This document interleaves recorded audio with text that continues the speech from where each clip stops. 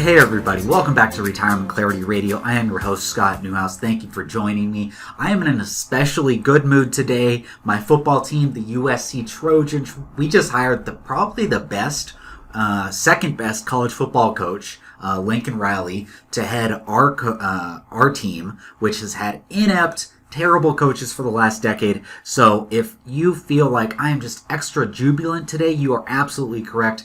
Cannot wait for my USC Trojans to be great in football again. It's going to be so much fun. So today we're going to be doing something a little different. I actually got a really good question from someone I was talking to about Roth Conversions. So I'm just going to go into his question. I'm going to talk about my response to him and my thinking on it.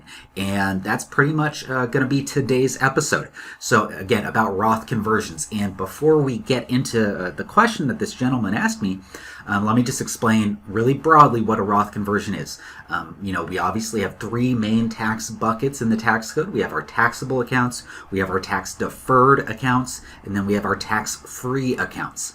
And so the tax deferred accounts, these are the accounts that you can put money into. You defer taxes, so you don't pay taxes in the current year that you put it in.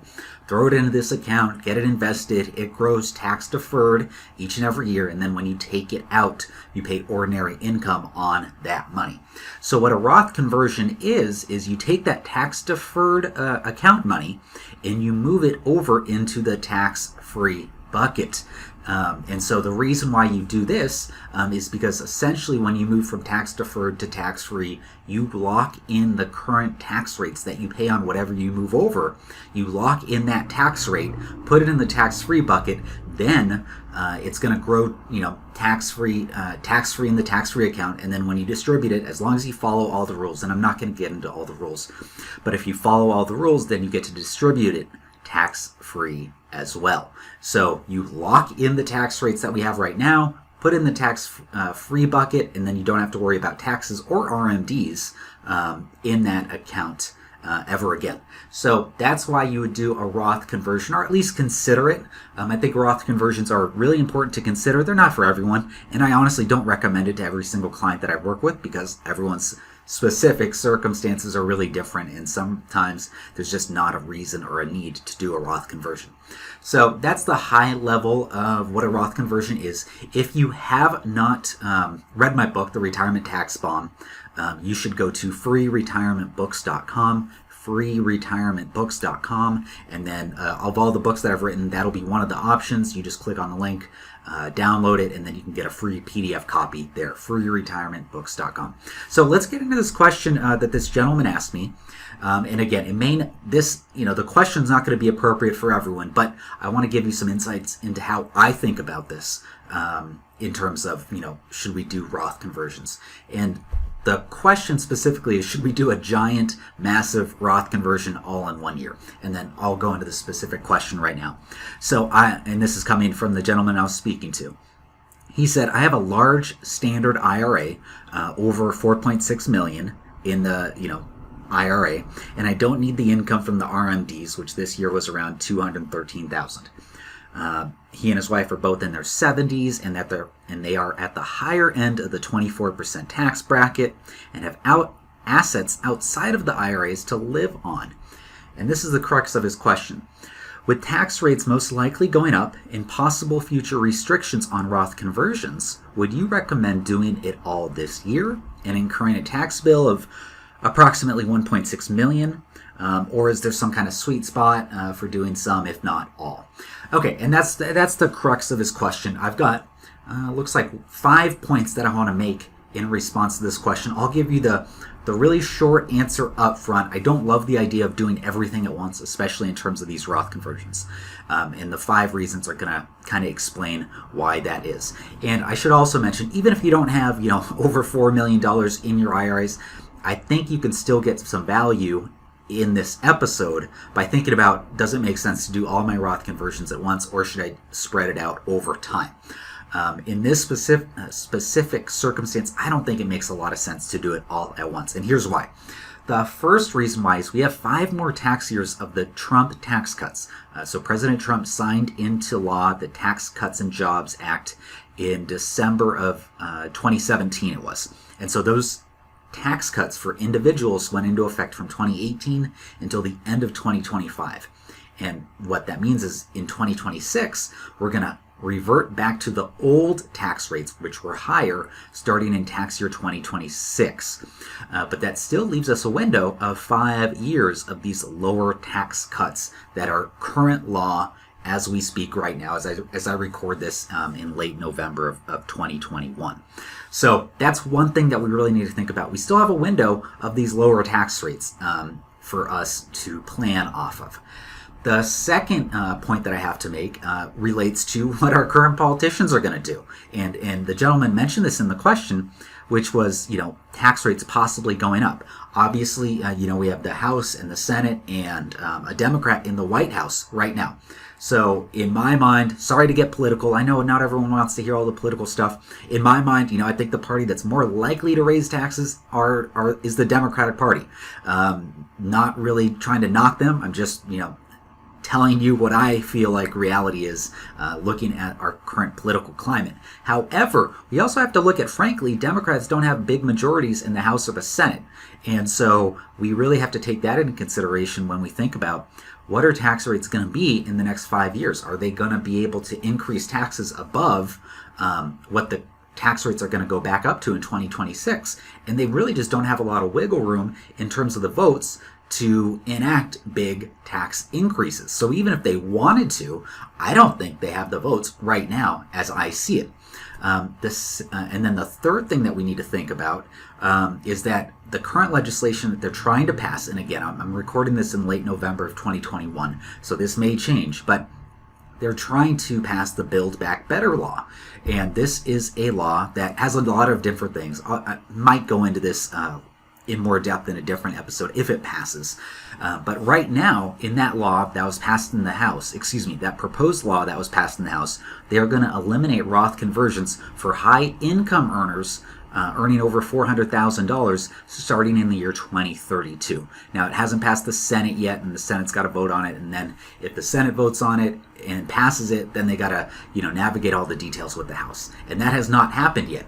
But as of right now, the House is going to end Roth conversions for high income folks in 2033. And so I think Roth conversions in that law will be eligible for high income earners all the way up until the end of tax year 2032. So another thing that I mentioned to this gentleman, which is, that last point, which is we've got a 10, 11 year window of being able to do Roth conversions, even if you have a really high income right now. So again, I don't think it makes a whole lot of sense to do it all in 1 year. One, because we've got 5 more years of the Trump tax cuts. 2, because there's not even proposals to end Roth conversions for high income folks until starting in 2033. That gives us another 10-year window to do it, even if we have higher tax rates going into effect in 2026. My third thing that I said to him is, are you charitably inclined? And the reason why I mention this is because you can give your RMDs to charities that you care about and not have to pay taxes on that money. The charities get that money, and they don't have to pay taxes on it because they're charities. And then you can give money to charities and causes that you really care about, that are really important to you, not have to worry about the RMDs and the taxes that you're going to pay on that. And it's just a win-win for everyone. And, frankly, if you don't want the government to get that money, well, they're not going to get it. Now, you obviously can't get it because you have to give it to a charity. But again, if you are charitably inclined, it really makes a lot of sense to think about, do I want to give my RMDs, my required minimum distributions that I have to take starting at age 72, do I want to give them to an organization that I really care about as a way of lowering my tax bill and doing good for a cause that I really care about? That's my third main point that I gave him. My fourth one is that, you should think about, is there going to be a market correction at some point? And the reason why I mention this is because if you make a Roth conversion, you're going to have to pay taxes on the amount that you convert at. But if we have a market correction like what we saw at the beginning of the coronavirus, when the market was down 35%, if you convert then you're going to obviously convert at a lower account value, and that's going to be a lower tax bill for you. So if you have $1 million and you convert it now, then you have to pay taxes on that $1 million. But if the market falls and you have $800,000 and you convert at that point, then you get to pay taxes on that 800,000 mark. So right now, towards the end of 2021, we're essentially at all-time market highs. I do not think it's a bad time to be invested. Personally, I'm still invested. I recommend my clients to still be invested, but it is something for us to think about in terms of Roth conversions, which is, if we've got 5 years until the Trump tax cuts expire and the higher tax rates come in 2026, is there a potential for there to be a market correction in that 5 years when we can convert at these lower tax rates with the lower account value? I think there's a chance for that. No guarantees. I can't give a guarantee on that. But it's something for us to think about. Should we wait until there's a market correction and then do our Roth conversions then? I think that's a good idea. And that's what I mentioned to this gentleman that I was speaking to. And got one more point here, which is, do you have the cash to pay for this tax bill? Now, again, maybe you don't have, $4 to $5 million in tax deferred IRAs. But even if you have, much less than that, do you have the money, the cash, in some kind of taxable bank account, which is typically where I would recommend you take that money from? Do you have the cash to pay for this conversion? Because again, if you take $10,000 from your IRA, tax-deferred IRA, put into the Roth IRA, the tax-free type account, you're going to have to pay taxes on that $10,000, and you've got to have that extra change to pay for that conversion. So do you have the money to pay for whatever you're thinking about converting? And that's a really important point. I don't want you to get to April 15th. Remember that you did a big Roth conversion and not have the money to pay for it. That's a disaster. Complete disaster. And that's pretty much my 5 points that I have, that I gave to this gentleman. I really think even if you don't have that much money in your tax-deferred IRAs, something really important to think about, because I know a lot of people are concerned about, what politicians are going to do, especially in terms of tax rates. It's hard for me to give a definitive answer. We can only know what was the exact, precise, 100% correct thing to do in the rearview mirror, because we don't know what the market's going to be, we don't know what the politicians are going to do, and we just don't know what's going to happen in the future. So the best we can do is try and make an educated guess with the information that we have at our disposal right now. And so that's the information that I gave to this gentleman. I hope it's helpful for you as you think about your own Roth conversions and getting some money into that tax-free bucket. Again, if you have not picked up my book, The Retirement Tax Bomb, you got to go to freeretirementbooks.com, freeretirementbooks.com, and then you can pick up that book as well as the couple other books that I have written. So that's all I've got for today's episode. Really glad that you joined me. Hope you have a great week.